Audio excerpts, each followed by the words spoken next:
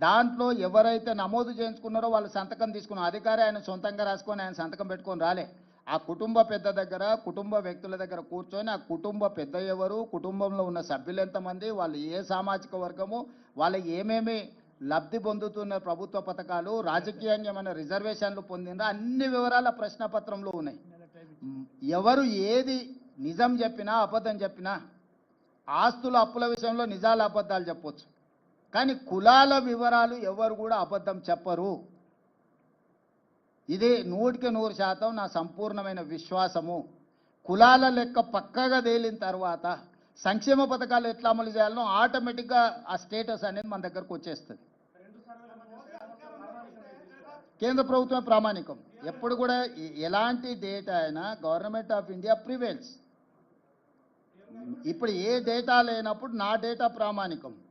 కేంద్రమే ఒక ప్రక్రియను చేపట్టి ఇది డేటా రాష్ట్రాల వారి కానీ కేంద్ర ప్రభుత్వం ముందుకు వచ్చినప్పుడు ఆటోమేటిక్గా గవర్నమెంట్ ఆఫ్ ఇండియా ప్రివేల్స్.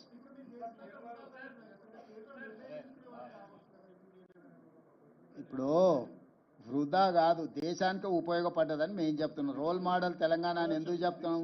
100 సంవత్సరాల నుంచి ఎవరు చెయ్యలేని పనిని ప్రక్రియను తెలంగాణ రాష్ట్ర ప్రభుత్వం చేయడం ద్వారా చేయడానికి ఏ విధి విధానాలు ఉండాలి, చేయడం వల్ల వచ్చే ప్రయోజనం ఏంది, చేయకపోతే కలిగే రాజకీయ పార్టీలకు నష్టం ఏంది తెలిసింది. కాబట్టి ఈరోజు తెలంగాణలో సేకరించిన సమాచారం దేశానికి ప్రయోజనం చేకూరింది. కాబట్టి ఇవాళ దేశానికే రోల్ మోడల్గా నిలబడ్డం మేము. తెలంగాణ మోడల్ దేశానికే రోల్ మోడల్.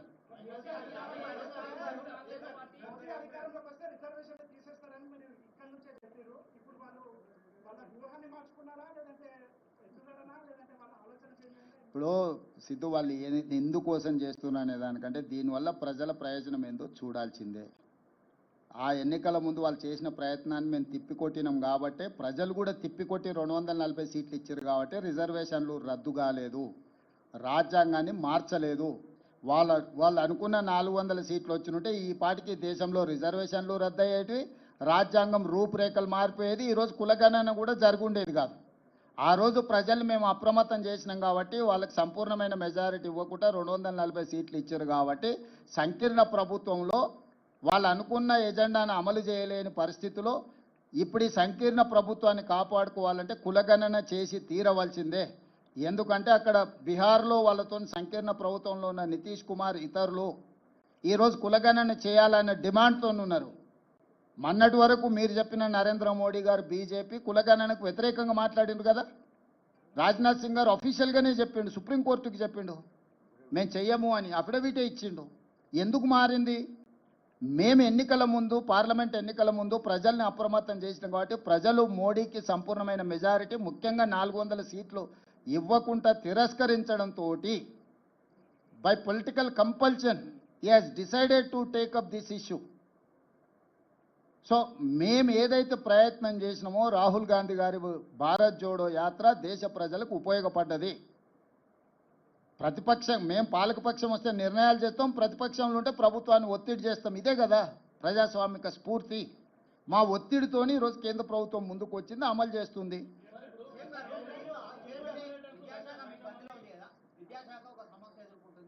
ఇక అది ఇప్పుడు ఇది మాట్లాడుకున్నాం. ఇప్పటికాడికి దీనికి మాట్లాడదాం. ఇక్కడ దేని విషయం మాట్లాడదాం.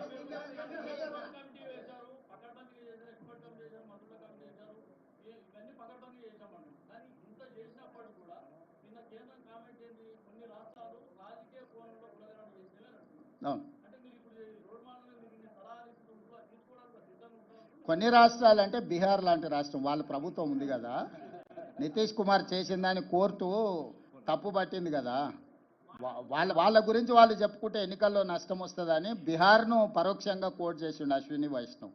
It is not for Telangana. Yes,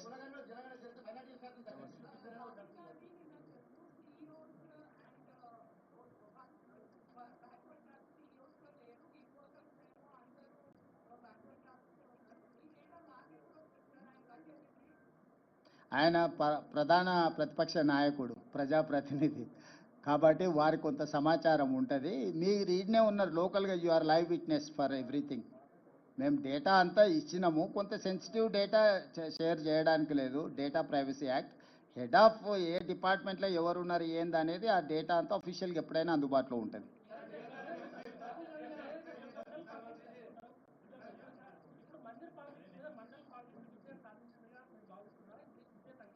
ఇప్పుడు జనగణనలో కులగణనే ఎత్తుకుందాం, అది ఒక్కదాన్నే ఎత్తుకుందాం మనందరం కలిసి.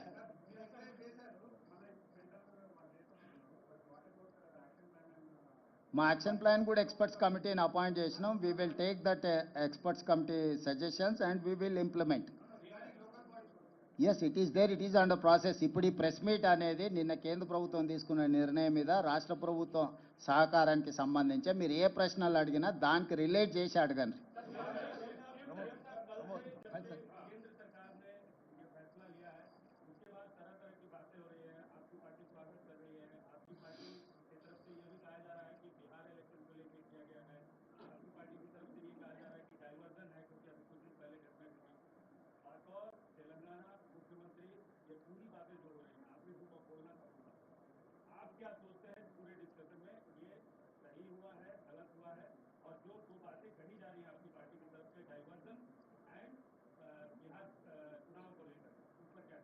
चतुर्वेदी जी, ये सब सारे राजनीति में बार बार जब पत्रकार ने जो सवाल पूछा, सवाल के हिसाब से जवाब आएंगे. हमारे मित्र ने क्या, आपके मित्र ने क्या सवाल किया, हमारे मित्र ने क्या जवाब दिया, मुझे तो पता नहीं.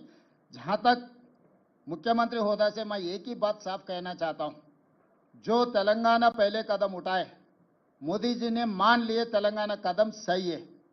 जो तेलंगाना राज्य सरकार ने जो मांग की है, जो खत लिखा मोदी जी को, वो खत मान लिए. इसीलिए मैं अभिनंदन करना चाहता हूं नरेंद्र मोदी जी को. तेलंगाना को आदर्श लेकर आगे जा रहे हैं. आगे केंद्र सरकार ने जनगणना में कुलगणना जो करने के लिए कोशिश कर रहा है, उसके लिए हम सुझाव देंगे, हम मदद देंगे, आगे मिलकर काम करेंगे.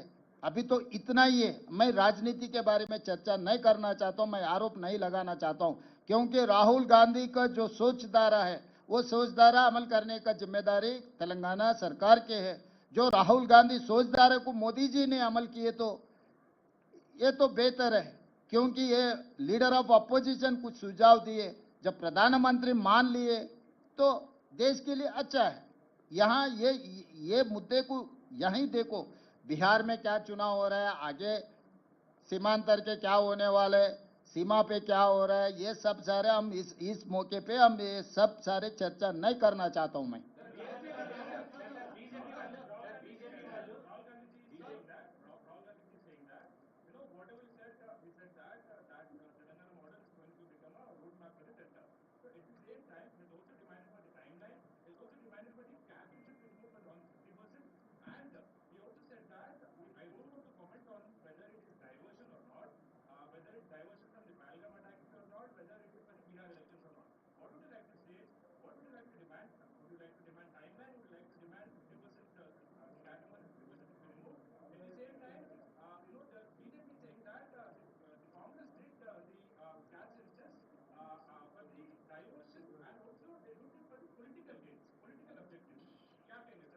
भाई ये अभी मैं वही बोल रहा हूँ ना, इन लोगों को पता नहीं है मोदी क्या सोच रहा है, किसको फॉलो कर रहा है.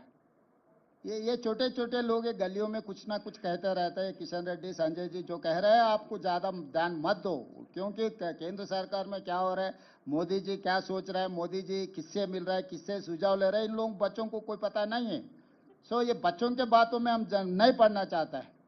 जो केंद्र सरकार ने जो काम कर रहा है वो सही किए तो हम लोग सही काम को हम पहचानेंगे. राहुल जी कल he has appreciated Narendra Modi and union government. Once my leader is appreciated union government, then there is no point to going back. Ashish.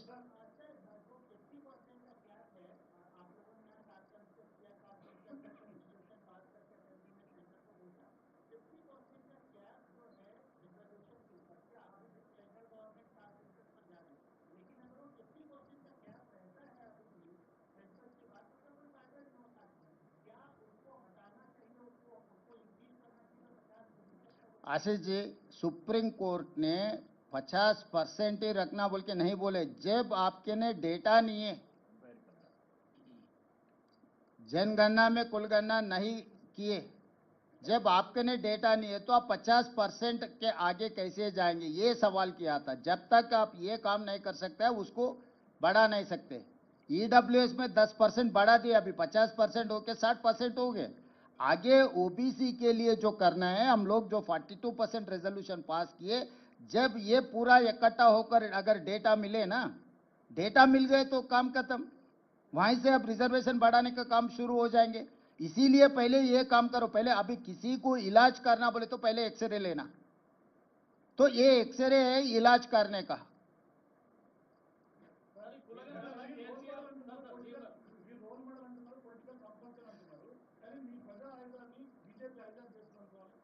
దేశ ప్రజలకు ఉపయోగపడ్డప్పుడు ఎవరు మమ్మల్ని ఆదర్శంగా తీసుకున్నా మాకేం అభ్యంతరం లేదు. ప్రపంచమే మేము కాంగ్రెస్ పార్టీ స్వతంత్రం కోసం కొట్లాడినప్పుడు ప్రపంచ దేశాలు చాలా వరకు మమ్మల్ని ఆదర్శంగా తీసుకొని కొట్లాడినరు. మహాత్మా గాంధీ కాంగ్రెస్ పార్టీ ప్రెసిడెంటు, శాంతి ద్వారానే ఒక పెద్ద యుద్ధాన్ని గెలిచిండు. హింస లేకుండా యుద్ధాన్ని గెలవడం ప్రపంచంలో ఎవరైనా సాధించిండ్రా?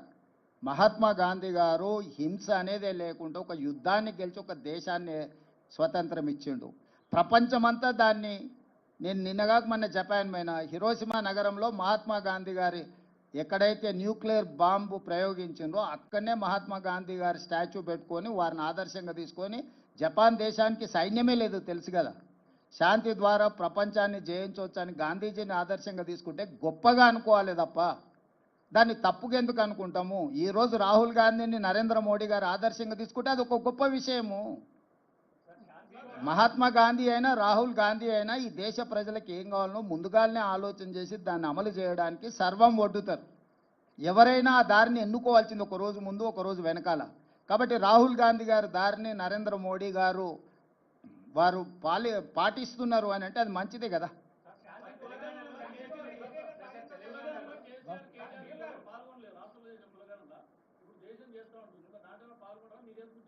నేను అనేది ఏంటంటే లేనోడు లేనట్టే, ఎందుకే మనకి చర్చ. వెనకడికి ఆయన ఒకటి చేసినప్పుడు చెప్పిండు కదా, ఉన్నోడే ఉన్నట్టు లేనోడు పోయినట్టు అని చెప్పిండా. సమగ్ర కుటుంబ సర్వే చేసినప్పుడు నమోదు చేయించుకున్నోడే ఉన్నట్టు, నమోదు చేయించుకోకపోతే పోయినట్టు అని వారు అన్నారు కదా. వారికి స్పష్టత ఉంది, కొండలు నీకెందుకు లేదు?